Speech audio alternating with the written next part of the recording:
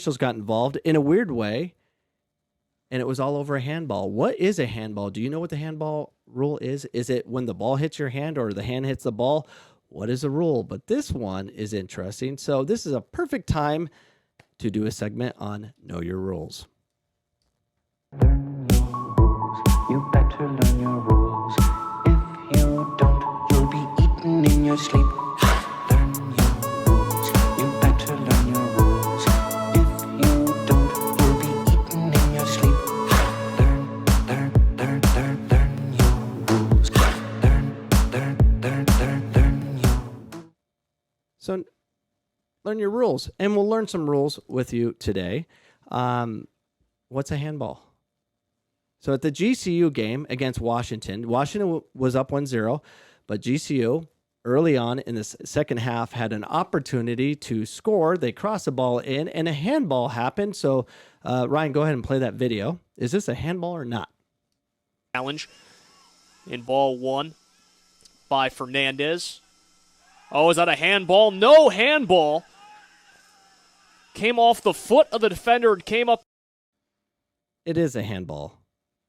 Absolutely is a handball. Arm is extended. What do you think? Is that a handball? Referee, both referees were very close. Did they make the right decision of a no call? Ron, I think we have another video. Can you play the video that's zoomed in so we can take another look? That's Chris Myers on the shot. Let's take another look at this possible handball situation. That's certainly possible. I should have kept that video going because the video of it was so obvious. It's like, well, the hand was in a natural position. Is this natural? It just bounced off his arm. He kicked it into his arm. On purpose? It doesn't matter. I think that's the dumbest rule in soccer. Personally, I think that's the stupidest rule in soccer. But if that's a rule, I've learned it. He was doing the Hitler salute. Like that is not a natural position. Running. No. He flailed his foot out, extended his arm, and that's unnatural. Oh, Rick Tillmans agrees with you. It's a handball. It's a 100% handball, says Rick Tillmans. Of course it is. And the referees said play on. And this just happened to my college team on Thursday. We're playing Scottsdale Community College, and almost exact same play. No call. It was in the first 10 seconds of the game, and we should have a penalty kick right away. But these referees are scared. Get penalty kicks for that? Yes, Ryan, you get penalty kicks. So it changes the games. You should not get punished for being in the box, serving a ball, it's so frustrating. It changes the whole game. And what happens to GCU is that they got countered 2 minutes later and gave up a goal. And it always happens that way when a referee really screws up like that. And it was such an easy call that the other team benefits on it totally. So that's a big deal and something we got to deal with at the next level. Anyways, what do you think? Is it a handball? Of course it is. Did the referee make a major mistake? Absolutely. And it's a problem. And that's our segment on Know Your Rules. Learn your rules. You better learn your rules. If you don't, you'll be eaten in your sleep. What? Carlos says that referee was from Washington in North Carolina. Well, that explains it. That's unfortunate. What do you think, Deadpool? Why are you just staring at me? It's creepy. Okay.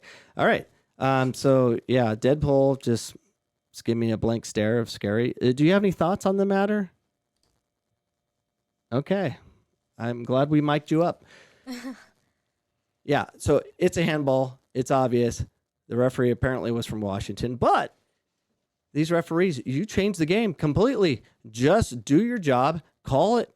Don't get the human element about things about, oh, that's probably not fair. They just call the fouls. That's it. Just call the fouls. Be consistent and just roll with it. Just roll with it. And if you have to give 5 red cards to one team because they're stupidly violent, you give them 5 red cards. You just do it. It doesn't have to be even. For whatever reason, Deadpool, Ryan, referees feel like they have to keep everything even with cards. Like, look at the score sheet. They had 5 yellows. They had 4. The foul count was even. It was fair. No, that's not fair. That's what I would consider. Communism. Yes, but an example, when you're dealing with money and dealing with concessions at Phoenix College a lot. If it's always exact, then there's concerns. How's it always perfect? And you work in retail. Is your cash register always perfect? No, we were off like 75 cents today. Yeah, it's For always no off. reason. If it's always perfect, then you're going to what's going on? Someone's stealing, kind of thing. Referee, same thing. It doesn't have to be, the foul count doesn't have to be even. And I know what you're doing. You're kind of like, you have one AR maybe taking, stats on how many fouls they were and the other AR doing that. And you're trying to keep it consistent so it's fair. That's not fair. There's a thing called a team that's really good, a team that's average or really bad, and it's different. The one that's in possession majority of the time will have less fouls. The team that has a pack it in and counter will probably have more fouls. It's not even. Think about it. Anyways, I'll move from there. But it did spark a something we're going to do once the world opens in Phoenix. Will it ever open? Who knows? I'm going to set up a game. I got 2 games I'm setting up at Phoenix College. I'm going to have teams come in. I'm going to do one game. We're doing the point system game, which I've promised. And then the second game we're going to do is we're going to have referees like the officials for tennis. We're going to get these huge scaffolds, one on each side. They're going to call offsides, everything from there. They call from everything and see how successful they are and get some feedback from teams. Will that work? What do you think? Do you think 2 referees versus 3 or 4, 2 referees up high with a megaphone just screaming about foul, foul on number 5, right? And they can keep stats. That'd be good too. And call from that vantage point, because obviously on the field, the way the officials are being taught, you got to be close to the play and all that. They don't see anything that close. Plus they're getting tired and all that. I want fat, lazy referees with good eyes perched up like they do for tennis. 2 of them, and just look and catch everything from that vantage point. We'll save money, less referees. And if you get screamed at, you're protected on a perch. And we can give you water balloons or something like that. If coaches are yelling, you just hit them with the water balloon. But I think you'll get yelled at less if you are perched up. That would be a fun way to red card. Red balloon. You could be red card. I'm doing that. I'm going to do both. Water balloons? No. You should. No, I'm doing the point system game, and I'm going to do the official game and get feedback. We can change the game if we keep trying to experiment on these things, and I'm excited about doing those things. I just got to find a couple scaffolds that make sense. So we will be doing that. What do you think? Comment. Do you think that's a good idea? Should we try different ways? And I'm going to get real referees too. Put them up there and hear what they have to say, and then put non-referees like myself that actually will be honest.